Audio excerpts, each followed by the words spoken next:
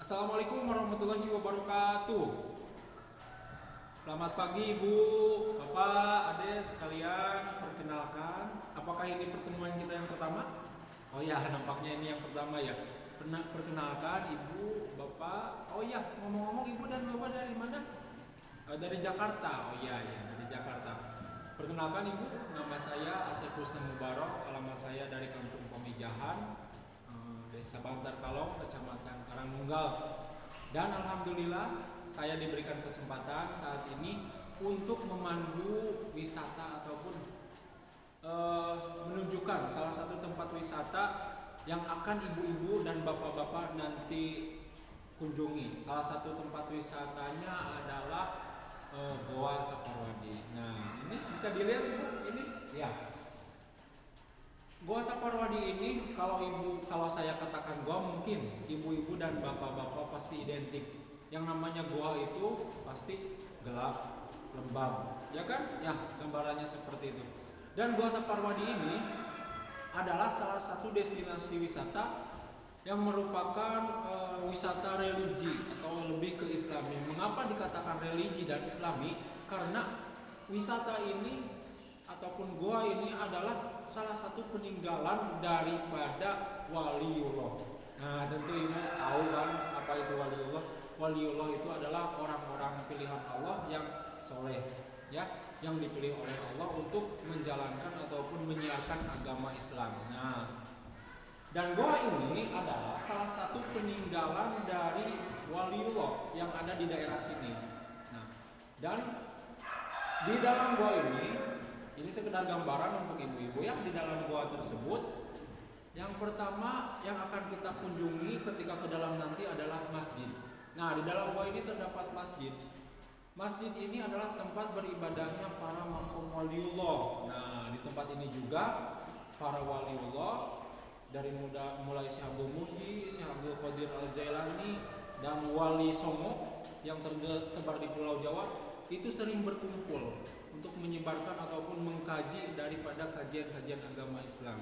Nah, dan juga merupakan tempat peribadahan. Setelah nanti ke masjid, kita turun lagi di sana, lanjut ke depan ada yang namanya sebuah lubang kecil, ya. Kalau ukurannya itu sebesar ember balkon. Nah, di dalam ruangan itu ada yang namanya ataupun di dalam ruangan itu adalah tempat para waliullah berangkat ke Cirebon, berangkat ke Mekah, dan berangkat ke tempat-tempat yang akan mereka kunjungi. Tapi itu khusus untuk makam waliullah, ya, tapi itu khusus untuk waliullah, tidak untuk kita, ya. Tidak untuk kita, itu khusus untuk waliullah. Kalau kita sebagai manusia biasa jangan pernah mencoba. Karena apa? Karena pernah ada kejadian yang masuk ke lubang tersebut, ujung-ujungnya adalah tersangkut, jadi gak sampai kemana-mana. Kemudian setelah lubang itu kita kembali lagi ke bawah. Kemudian kita akan mengunjungi salah satu tempat, yaitu yang dikatakan dengan Kopiah Haji. Tahu Ibu kopiah itu apa? Kopiah itu kalau bahasa Indonesianya itu adalah peci. Nah, peci haji. Peci haji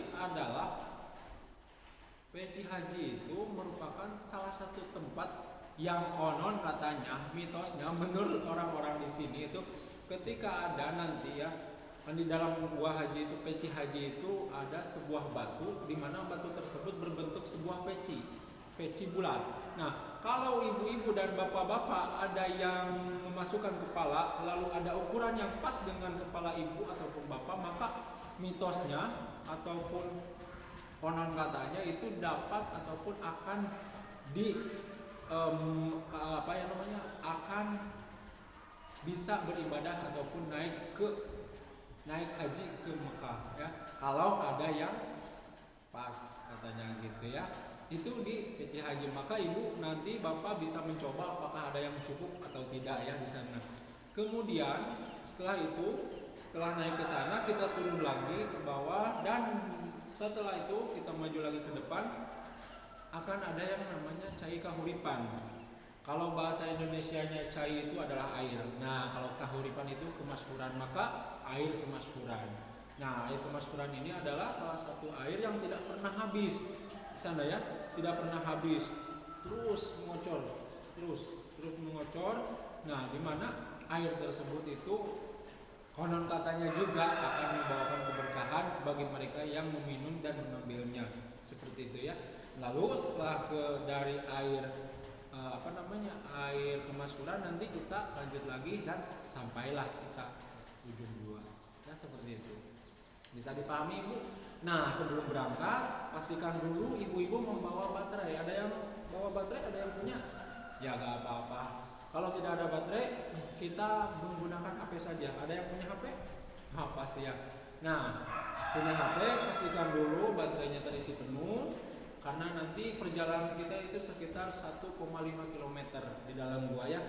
Maka persiapan dulu itunya, baterainya, kemudian barang-barangnya juga jangan terlalu banyak yang dibawa karena nanti di dalam gua ada yang sempit ya. Dan kemudian himbauan kepada ibu dan bapak sekalian, tidak boleh ada yang berpencar ya. Tidak boleh ada yang menyendiri, harus bersama-sama. Karena takutnya nanti ketinggalan oleh rombongannya, malah gabung sama rombongan yang lain. Kalau kita ke satu tempat, kita datang kunjungi satu tempat semuanya, kalau sudah beres semuanya kembali lagi ya, seperti itu. Bisa dipahami ibu-ibu, bapak-bapak? Oke, ya baik, seperti itu. Mari kita berangkat.